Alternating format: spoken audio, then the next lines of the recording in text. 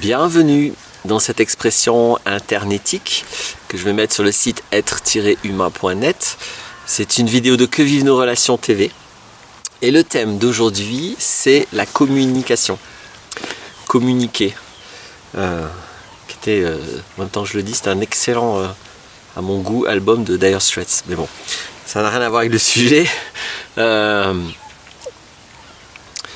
C'est vite dit, communiquer. C'est vite pensé aussi et souvent c'est vite exécuté et pourtant c'est quand même une expérience humaine cruciale que celle de pouvoir communiquer entre nous, parce que soit nous pouvons construire beaucoup de choses, soit nous pouvons nous détruire à partir de ça. L'origine étymologique de communiquer, c'est vraiment à la base c'était faire ensemble en fait. Faire quelque chose en commun, participer à quelque chose ensemble. Il y a vraiment l'idée de communion, l'idée de commun dans communiquer. Et du coup pour moi, alors comme d'habitude, hein, je vais pas vous définir la vérité sur communiquer, je vais juste vous témoigner du sens que moi j'y mets. Vous verrez si ça vous apporte ou pas d'écouter mon témoignage. Et pour moi, communiquer, c'est bien davantage que parler, quoi, que dire des trucs. C'est énormément davantage que ça. On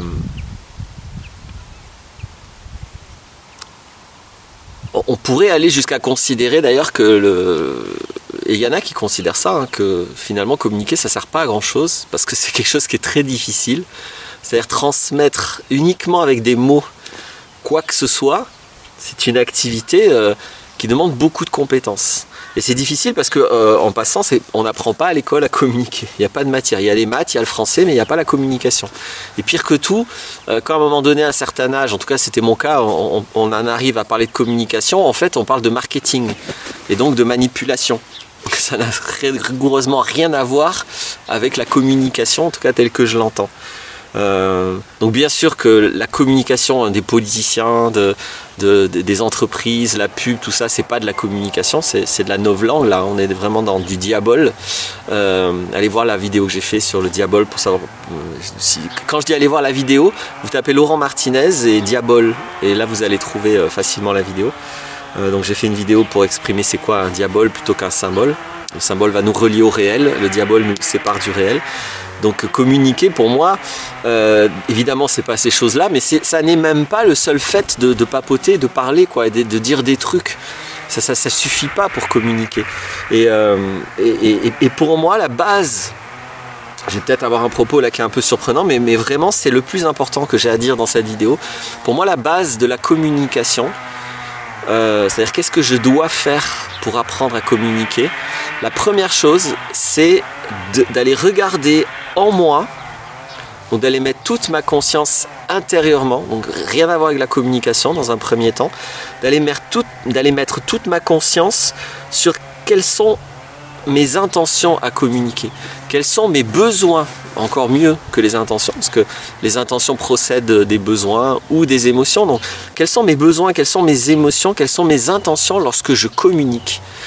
Parce que très très très souvent, il y a, de mon point de vue, un amalgame et donc une confusion énorme entre communiquer et plaire, ou séduire, ou convaincre, ou avoir raison.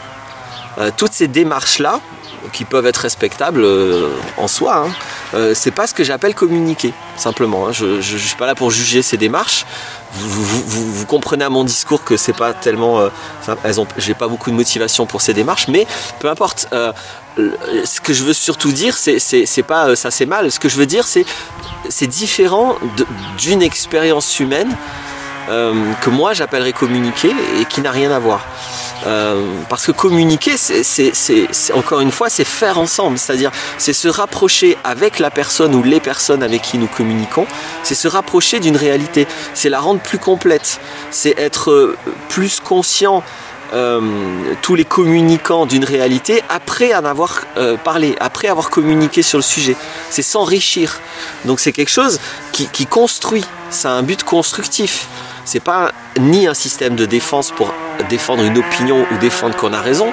Ça, c'est plus de la propagande, c'est pas de la communication. Ça n'est pas ou du prosélytisme, c'est pas donc propagande, prosélytisme, tout ça, pourquoi pas, mais c'est pas de la communication.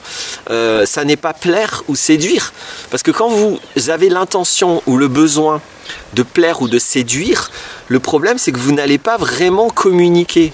Vous allez mettre en place une sélection de vos mots dans l'optique de séduire ou de plaire.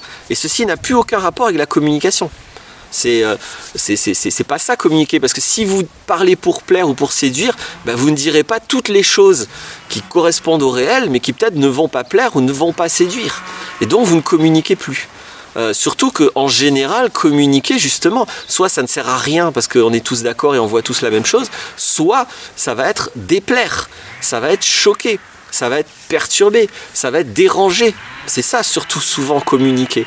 Sinon, c'est que ça peut rester de la communication, mais au final, c'est juste s'il n'y a pas de perturbation, de dissonance cognitive, ça veut dire que vous parlez entre personnes qui êtes déjà du même avis. Donc bon, c'est peut-être intéressant. Donc, par exemple, voilà, est-ce que c'est communiquer ça? C'est peut-être communier, c'est peut-être se rassurer. Donc encore des démarches, des intentions différentes. Le besoin de sécurité peut aussi énormément parasiter, polluer la démarche de communication. Si j'ai besoin de sécurité, si je ne suis pas tout à fait serein quand je parle aux autres, eh ben en fait je ne vais pas communiquer. Parce que mon besoin d'éviter ce que je crains va déformer ma communication. Je vais sélectionner dans ma communication tout ce qui va m'empêcher d'aller vers ce que les autres craignent. Donc, vous voyez pourquoi je dis que la base de la communication, c'est la conscience de soi à propos de mes intentions, de mes besoins, de mes peurs, de mes émotions liées à quand je parle. Et pour communiquer, il faut déjà clarifier, purifier tout ça intérieurement afin d'être libre de communiquer. C'est-à-dire que je communique exclusivement pour témoigner du sujet dont je parle. J'ai vécu quelque chose et je communique à propos de mon expérience. Mon expérience sera peut-être utile à quelqu'un d'autre. Ça, c'est communiquer. Et je dois pouvoir faire ça totalement librement, sans crainte des conséquences, sans vouloir plaire, vouloir convaincre, vouloir séduire, parce qu'à ce moment-là, je vais tenter de déformer mon propos, là encore, soit de sélectionner, soit carrément de mentir, d'exagérer, d'amplifier pour que mon propos soit plus intéressant, donc éventuellement de manipuler, etc. Donc vous voyez que c'est des intentions intérieures en amont de la communication qui va faire que une expression va devenir de la propagande, du prosélytisme, de la manipulation, de la séduction, du marketing, etc., etc. La communication, c'est tout autre chose de tout ça, c'est être libre de témoigner au plus fidèlement possible de ce que j'ai vécu. Et bien sûr que là, je n'ai parlé finalement que de la base, c'est-à-dire d'avoir une intention, un élan, une motivation d'expression qui soit vraiment celle de communiquer et pas celle de faire toutes les autres choses dont j'ai parlé. Après, c'est pas suffisant parce que communiquer efficacement, c'est aussi avoir une véritable compétence à trouver les mots, à trouver les concepts qui correspondent à ce que j'ai vécu. Il y a toujours un énorme décalage, enfin, il y a toujours un énorme... je ne vais pas généraliser comme ça, il peut y avoir un énorme décalage entre ce que j'ai vécu et ce que j'exprime. Il peut même, entre-temps, y avoir un décalage entre ce que j'ai vécu et ce que j'ai mémorisé, ce que je pense, ce que j'ai conceptualisé. Donc il y a ce que je vis, il y a ce que je mémorise, ce que je pense, ce que je conceptualise, il y a ce que j'exprime. Après, et en plus, il y a ce que les autres en comprennent. Ça, c'est autre chose. Finalement, ce que les autres comprennent, c'est leur responsabilité. C'est pas celle du communicant. Le communicant, il est responsable de parler de la manière la plus claire, la plus efficace et la plus fidèle possible à l'expérience dont il parle. Après, ce que ça produit, ça sera de toute façon varié selon les réceptions des uns et des autres. Donc là aussi, je pense que le meilleur communicant, donc quand je parle de communication telle que je le dis, je ne parle pas le meilleur en marketing, le meilleur prosélyte ou le meilleur en propagande, je parle du meilleur communicant tel que je l'ai décrit là. Je considère que c'est la personne qui vit intégralement que ce qui se passe après son expression, ça ne le regarde pas et que ça, c'est pas tellement intéressant. Toute l'énergie, toute la conscience doit être mise dans l'expression, pas dans l'effet qu'elle aura. Ça c'est plus à la fois une éthique et peut-être un truc aussi pour communiquer librement, parce que inévitablement, si vous vous occupez de l'effet de votre communication, eh ben, vous allez encore une fois être plus dans soit vouloir convaincre, soit vouloir avoir raison, soit vouloir séduire, soit vouloir plaire. C'est pas pareil. Et puis dans l'échange d'une communication, normalement, il n'y a pas que vous qui parlez, vous devez aussi écouter. Et donc c'est important d'être libre de l'idée que peut-être vous avez tort, quoi. Peut-être vous êtes trompé, peut-être vous faites des erreurs, peut-être il y a des choses qui vous ont échappé, peut-être il y a des ans que vous n'avez pas vus, des expériences que vous ne connaissez pas. Donc bien sûr que communiquer, ça va être un échange d'émissions, de réception, d'émissions, de réception, d'émissions, de réception. Je voulais pas trop parler de cet échange parce que bon, là, écouter, ça semble assez évident pour moi. On écoute avec honnêteté ou on n'écoute pas. Il y a beaucoup l'idée qui circule en ce moment qu'il y a des gens qui écoutent non pas pour entendre ce que vous dites, mais pour pouvoir répondre. Donc voilà, ça résume les choses. Écouter, c'est pas chercher à répondre pour avoir raison, c'est vraiment recevoir, être ouvert à ce qui s'est exprimé. Être ouvert, ça ne veut pas dire de le gober, de le croire et de l'intégrer comme vrai, hein, ça ne veut pas dire ça. Mais ça veut dire de vraiment le recevoir. Est-ce que j'ai tout dit sur le sujet? Sûrement pas, je n'ai pas tout dit, mais j'ai dit ce que je trouvais important. Cette notion de regarder vraiment notre intention à communiquer, je pense que c'est le plus important. Le reste coule de source et le reste dépend aussi de toute façon des uns et des autres. On n'a pas tous la même communication, les mêmes expériences, les mêmes systèmes de pensée, les mêmes univers sémantiques. Donc après ça va être très très très varié, mais bien sûr que ça va aussi nécessiter une compétence. La conscience du système de pensée, de comment le mental fonctionne, du fait qu'il sélectionne, qu'il généralise, qu'il distord, cette conscience-là va être aussi très aidante pour communiquer. Parce que c'est la maîtrise de ces distorsions du mental qui vont vous permettre d'avoir un discours qui est plus fidèle à votre expérience. Si vous laissez trop votre mental déformer votre expérience, au final, ce que vous dites n'est plus vraiment ce que vous avez vécu. Voilà. Et je vais finir juste sur un point. Du coup, pour moi aussi, communiquer, c'est important. Peut-être je vais manquer de nuances. J'ai peut-être pas mis toute ma conscience là-dessus. C'est juste la fin de mon discours. Mais il me semble que communiquer à propos d'opinion, je ne sais pas si c'est possible. Il me semble que c'est pas vraiment ça communiquer. Il me semble que communiquer, c'est communiquer à propos d'expérience.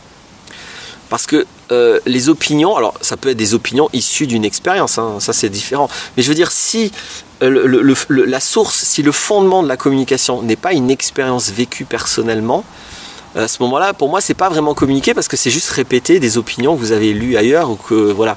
Donc c'est un peu l'homme qui a vu l'homme qui a vu l'homme qui a vu l'ours, quoi. Donc la communication, c'est plus de la répétition que de la communication. Pour communier, pour mettre en commun, pour participer, il faut avoir du vécu derrière. Donc peut-être que là ma distinction est peut-être un petit peu trop violente, un petit peu brutale. Il faudrait peut-être que je mette un peu plus de nuances dessus, mais a priori non. A priori, je pense que communiquer, c'est parler d'une expérience, c'est pas parler d'opinion. Voilà. Ou d'avis, ou voilà. Où j'insiste, hein, vous pouvez avoir une opinion après une expérience. Donc là, vous dites à la fois votre expérience et votre opinion. Mais à la limite, votre expérience est plus importante que votre opinion. Même si votre opinion, elle peut être utile. Voilà, simplement.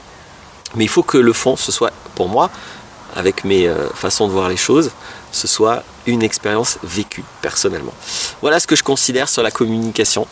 J'espère que cette communication vous a été utile à quelque chose. Et dans tous les cas, merci d'avoir écouté jusque-là si vous entendez ces remerciements.